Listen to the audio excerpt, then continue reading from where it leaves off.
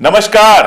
The credible history पर एक बार फिर से आपका स्वागत है। मैं अशोक कुमार पांडे हाजिर हूं एक नया फैक्ट चेक लेकर, व्हाट्सएप इंडस्ट्री का एक नया इलाज लेकर। व्हाट्सएप यूनिवर्सिटी नहीं, मैंने इंडस्ट्री कहा, क्योंकि बेसिकली वो एक ऐसी इंडस्ट्री है जिससे झूठ का लगातार उत्पादन होता रहता है। वहां एक ही चीज प्रोड्यूस होती है, झूठ। तो एक झूठ और लगातार सोशल मीडिया पे चल रहा है। आप जानते हैं उनके यहां व्हाट्सएप आता है और फिर वो व्हाट्सएप पूरी जगह फैला दिया जाता है। कोई फेसबुक पे लगाता है, कोई ट्विटर पे लगाता है, कोई आगे व्हाट्सएप ग्रुप में भेजता है। और अक्सर हमारे समाज में इतिहास पढ़ने की चूंकि बहुत आदत नहीं है, तो लोग आंख मूंद कर उस पर भरोसा कर लेते हैं। इसीलिए शायद जरूरत हमारे जैसे लोगों की है जो चार किताबें पलट कर यह बता देते हैं कि यह पूरी तरह से झूठ है। तो आरोप महात्मा गांधी पर अब यह लगाया जा रहा है कि उन्होंने नमाज पढ़ी, और जब उन्होंने नमाज पढ़ी भंगी कॉलोनी के अंदर, तो वहां एक महिला ने उनका विरोध किया और यह हुआ और वो हुआ और सब हुआ। पहली बात तो यह कि वाल्मीकि समाज की कॉलोनी में जाकर भाषण देने वाले, वहां पर प्रार्थना सभा करने वाले महात्मा गांधी अकेले थे। जिस समाज को अछूत समझा जाता था, जिस समाज के साथ कोई बैठता उठता नहीं था, उस समाज के साथ वो ठहरते थे, खाते थे, पीते थे, लोगों से बात करते थे, और वो समाज महात्मा गांधी से प्रेम करता था। तो इतनी बात तो संघी अपने झूठ में भी मान गए कि महात्मा गांधी वो काम कर रहे थे जो करने की हिम्मत सावरकर, गोलवरकर हिंदू एकता की लाख बात कर लें, लेकिन ये करने की हिम्मत उनके अंदर नहीं थी। अब आते हैं उस घटना पर। दरअसल महात्मा गांधी कोई 2000 साल पहले पैदा नहीं हुए थे कि उस घटना को कोई देखने वाला ना हो, उस घटना को कोई रिकॉर्ड करने वाला ना हो, वो घटना किसी किताब में ना आई हो। उस घटना को बड़े आराम से किताबों में देखा जा सकता है, बड़े आराम से उसको पढ़ा जा सकता है और समझा जा सकता है। लेकिन उसके पहले, इसके पहले कि आप गंभीर इतिहास में जाएं, आपको एक छोटा सा वीडियो दिखा देते हैं। 30-35 सेकंड का यह वीडियो आप देख लीजिए, फिर बात करते हैं। कब आओगे मोरे द्वार,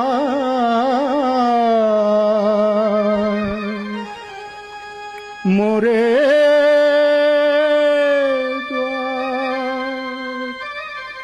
गली गली ढूंढा, गली गली ढूंढा, नहीं मिले मोहे राम, मोहे श्याम, मोहे श्याम, मुरली मनोहर कित गए मोरे श्याम, मोरे श्याम। तो देखा आपने, फारूक अब्दुल्ला, शेख अब्दुल्ला के बेटे, जम्मू कश्मीर के पूर्व मुख्यमंत्री और जाहिर तौर पे मुसलमान, आराम से भजन गा रहे हैं। और इसके लिए उनको कोई ट्रोल नहीं कर रहा, कश्मीर में भी कोई ट्रोल नहीं कर रहा उनको। यह भजन वायरल हुए, बहुत सारी जगहों पे आपको यह भजन मिल जाएगा। और इसके अलावा भी उनकी भजन गाते हुए तमाम सारे वीडियोस आपको मिल जाएंगे, इससे किसी को दिक्कत नहीं है। अब मैं आपको एक ऐसे गीत का नाम बताता हूं, एक ऐसे गीत की बात करता हूं जो भजन है और जिसको लिखा है शकील बदायूनी ने। शकील बदायूनी यानी मुसलमान, जिसकी धुन बनाई है नौशाद ने, नौशाद यानी मुसलमान, और जिसको गाया है मोहम्मद रफी ने, मोहम्मद रफी यानी मुसलमान, और जिसको फिल्माया गया है दिलीप कुमार के ऊपर। दिलीप कुमार यानी फिर से मुसलमान, यूसुफ खान थे वो। यानी 4 मुसलमान मिलकर हिंदी फिल्म इंडस्ट्री का यह सबसे खूबसूरत भजन, जो बैकग्राउंड में आप सुन पा रहे होंगे, यह सबसे खूबसूरत भजन 4 मुसलमानों ने मिलकर बनाया है। मोहम्मद रफी, नौशाद, शकील बदायूनी और यूसुफ खान यानी कि दिलीप कुमार। लेकिन किसी को कोई दिक्कत नहीं हुई, ना किसी हिंदू को दिक्कत हुई, ना किसी मुसलमान को दिक्कत हुई। महात्मा गांधी के बारे में कहा जा रहा है कि उन्होंने नमाज पढ़ी थी। अब मैं आपको बताता हूं कि हकीकत क्या है। हकीकत आपको 20 किताबों में मिल जाएगी।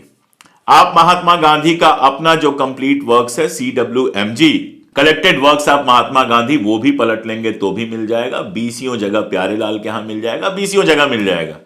लेकिन मैंने किताब चुनी जानबूझकर एक ऐसे आदमी की जिसका गांधी या हिंदुस्तान या कांग्रेस से कोई लेना देना नहीं था, जो एक प्रोफेशनल राइटर था, जिसने ढेरों किताबें लिखी हैं। उन्हीं किताबों में से एक किताब है गांधीज पैशन, और इस किताब के लेखक का नाम है स्टैनली वोलपर्ट। स्टैनली वोलपर्ट उस समय इंडिया में थे, लगातार इंडिया में घूम रहे थे, आजादी के पहले जो कुछ हो रहा था वो देख रहे थे और गांधी के ऊपर ये किताब लिख रहे थे। स्टैनली वोलपर्ट की किताब जो मैंने आपको बताई गांधीज पैशन, इसके पेज नंबर 232 पर जाइए, 232 पेज नंबर 232 पर उस शाम के बारे में बताते हैं आपको स्टैनली वोलपर्ट। वो कहते हैं that evening Gandhi tried to hold a prayer meeting in the garden of Valmiki Mandir where he stayed, but when Manu began recite Muslim credo, an angry young Hindu rushed up to her shouting, "You go away from here, this is a Hindu temple." यानी वो बताते हैं कि जो भंगी colony थी, वाल्मीकियों का जो कॉलोनी थी, उस कॉलोनी में गांधी रुके हुए थे। वहां पे रोज प्रार्थना सभा होती थी और प्रार्थना सभा के बाद में नियम था कि सभी धर्मों की प्रार्थनाएं गाई जाती थी। यानी क्रिश्चियनिटी की भी प्रार्थना गाई जाती थी, शबद भी गाया जाता था, गुरबाणी से शबद भी गाए जाते थे, हिंदू भजन भी गाए जाते थे और कुरान के कुछ वर्सेस भी पढ़े जाते थे। पहली बात तो यह कि कोई वाल्मीकि महिला नहीं थी जिस महिला ने गांधी जी को रोका। वो कौन था? वो एक हिंदू युवक था। मैं बताऊंगा वो युवक कौन थे और कहां से आए थे, वो सारा कुछ मैं आगे बताऊंगा। दूसरी बात ये कि गांधी जी कोई नमाज नहीं पढ़ रहे थे, बल्कि मनु जो हैं वो कुरान से कुछ वर्सेज पढ़ रही थी। उसके पहले वो गुरबाणी से शबद पढ़ चुकी थी, उसके पहले वो बाइबल का एक हिस्सा पढ़ चुकी थी, उसके पहले वो भजन गा चुकी थी और इन सब के साथ वो कुरान का भी एक हिस्सा पढ़ रही थी। सभी धर्मों के जो धार्मिक किताबें थी उनसे एक एक हिस्सा पढ़ा जाता था ताकि वहां पर शांति स्थापित हो सके, ताकि वहां पर गांधी के जो सिद्धांत था सर्वधर्म समभाव, उसको स्थापित किया जा सके। यानी नंबर 1 ये बात गलत है कि गांधी जी नमाज पढ़ रहे थे, और नंबर 2 ये बात गलत है कि किसी वाल्मीकि महिला ने गांधी को ऐसा करने से रोका था। ये कहानी जो वाल्मीकि महिला की बनाई गई है वो थोड़ा रस डालने के लिए बनाई गई है, ये बताने के लिए बनाई गई है कि वाल्मीकि लोग उनका विरोध कर रहे थे, जबकि हकीकत ये थी कि वाल्मीकि उनका विरोध नहीं कर रहे थे। गांधी जी ने जब उनसे कहा, जो बंदा आया हुआ था उससे कहा कि अगर तुम्हें अच्छा नहीं लग रहा है तो तुम चले जाओ, तो वो अड़ गया और वो बदतमीजी करने लगा। अब आगे स्टैनली वोलपार्ट बहुत साफ साफ लिखते हैं, this young fanatic refuse to be silence but he was not arrested. वो लगातार चिल्लाता रहा लेकिन उसकी गिरफ्तारी नहीं हुई। He belong to Hindu Mahasabha or Rashtriya Swayamsevak Sangh, extremist Hindu group, one of whose followers would soon assassinate Gandhi. वह व्यक्ति राष्ट्रीय स्वयंसेवक संघ का एक कार्यकर्ता था, वही संगठन जिसके एक सदस्य ने कुछ दिनों बाद गांधी की हत्या कर दी। यानी न तो वो महिला थी और ना ही वाल्मीकि समाज का कोई आदमी था, बल्कि राष्ट्रीय स्वयंसेवक संघ के लोग थे जो गांधी जी की प्रार्थना सभा में समस्या पैदा करने की कोशिश कर रहे थे। वोलपार्ट ने आगे भी बताया है कि 1947 के आसपास गांधी जब भी प्रार्थना सभा करते थे, राष्ट्रीय स्वयंसेवक संघ के लोग उनकी प्रार्थना सभा में नुकसान पहुंचाने की कोशिश करते थे, क्योंकि गांधी जी सर्वधर्म समभाव की बात कर रहे थे जो उनके लिए दिक्कत तलब थी। और इसका सबसे बड़ा जो क्लाइमैक्स आता है वो क्लाइमैक्स आता है जब गांधी हत्या का केस चल रहा था। आप जानते हैं आडवाणी जी ने भी अपनी किताब में लिखा है और भी जगहों पर आरएसएस जो है लगातार ये कहती रही है कि नाथूराम गोडसे का आरएसएस से कोई लेना देना नहीं है। लेकिन आप ये भी जानते हैं कि नाथूराम गोडसे का जो भाई था गोपाल गोडसे, जिसको सावरकर ने ब्रिटिश सेना में भर्ती कराया था, कब? 1942 के आसपास, जब सेकेंड वर्ल्ड वॉर चल रहा था, गांधी भारत छोड़ो आंदोलन चला रहे थे, उस समय सावरकर ने गोपाल गोडसे को भर्ती कराया अंग्रेजी सेना में। अंग्रेजी सेना से लौटकर जब गोपाल गोडसे आया तो जो उसको बंदूक मिली थी वो उसने सेना को वापस नहीं किया और नाथूराम गोडसे के कहने पर उसने उसको अपने गांव में मिट्टी में छुपा दिया। बाद में जब गांधी हत्या की योजना बनाई नाथूराम गोडसे ने, तो गोपाल से कहा कि अपनी वो बंदूक लेकर आओ। गोपाल ने कहा मैं वो बंदूक लेकर तभी आऊंगा जब तुम मुझे भी इस हत्या के पूरे खेल में शामिल करोगे, षड्यंत्र में शामिल करोगे। उसके बाद नाथूराम गोडसे मान गया। उसने गोपाल गोडसे की पत्नी और अपना जो साथी आपटे था, आपटे की पत्नी के नाम पर बाकायदा इंश्योरेंस कराया ताकि जब वो मर जाए तो इन लोगों को इंश्योरेंस का पैसा मिल जाए।